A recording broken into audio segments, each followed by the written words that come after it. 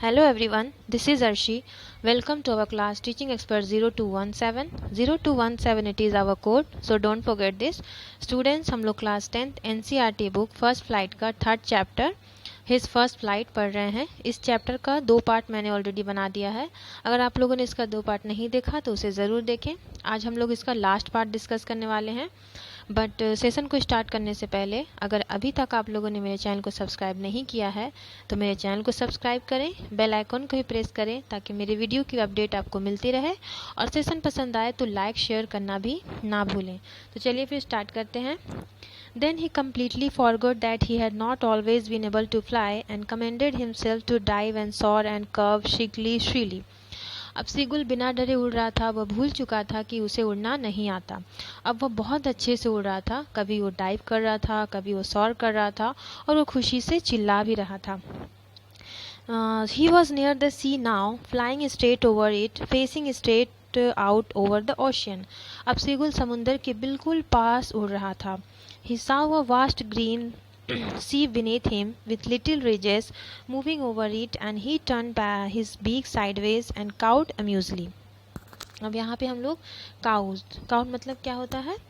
Sound produced by the bird जो sound निकालते हैं उसको बोलते हैं काउज। अब रीजेस मतलब क्या होता है? समुंदर की लहरें। जब वो समुंदर के पास उड़ रहा था तो उसने देखा कि बहुत बड़े हरे रंग की सी को उसने देखा। उसमें छोटे छोटे रीजे समुंदर की लहरें हैं। उसने अपने चोंच को साइडवेज टर्न किया और काव काव करता हुआ वो हवा में उड़ने लगा खुशी से। His parents, his brothers and his sisters had landed on this green flooring ahead of him. अब सीगुल के पेरेंट्स उसके ब्रदर्स एंड सिस्टर्स को लैंड करना आता था और वो सी के पास बैठ भी दे सकते थे और वो ऐसा कर रहे थे। They were beckoning to him, calling shrilly.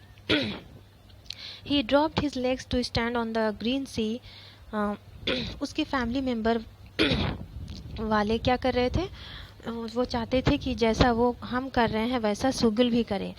हम वो बोल रहे हैं कि हम अपने पैरों को हिलाकर समुंदर के ऊपर बैठे हुए हैं, तुम भी ऐसा करो। His legs sank into it. He screamed with fright and attempted to rise again, flapping his wings. Seagull को प्रैक्टिस नहीं था बट कि वह सी के ऊपर बैठ सके। जैसे ही उसने अपने पैर समुंदर में डाले तो वो उसमें डूबने लगा। इसलिए वह बहुत डर गया था, इसलिए अपने पंख फड़फड़ाए और वह उड़ने लगा। But he was tired and weak with hunger and he could not rise, exhausted by the strange exercise. अब सीगुल इतना थका हुआ था कि वह भूखा था, इसलिए वह उड़ नहीं पाया। उसने प्रैक्टिस भी बहुत की थी जिसकी वजह से वह बहुत थक गया था। His feet sank into the green sea and then his belly touched it and he sank into no further. जब उसके पैर समुंदर में डूब गए और उसका पेट समुंदर को टच करने लगा तो उसने रियलाइज़ किया कि अब वो डूब नहीं रहा है, इसलिए वो अब तैरने लगा। He was floating on it and around him his family was screaming, praising him, and their beaks were offering him scraps of dog's fish. He had made his first flight. जब वो समुंदर के ऊपर तैरने लगा तो उसके फैमिली मेंबर बहुत खुश थे और उसकी तारीफ भी कर रहे थे और अपनी चोंच में डॉग फिश के टुकड़े डालकर उसे वो खिला भी रहे थे। फाइनली सीगुल ने अपनी पहली उड़ान भरी और उसने उड़ना भी सीख लिया था।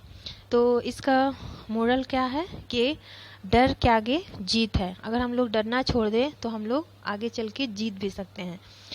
आई होप आपको ये सेशन पसंद आया होगा। सेशन पसंद आया तो लाइक शेयर करना ना भूलें और हमारे चैनल को भी सब्सक्राइब करें। Thank you.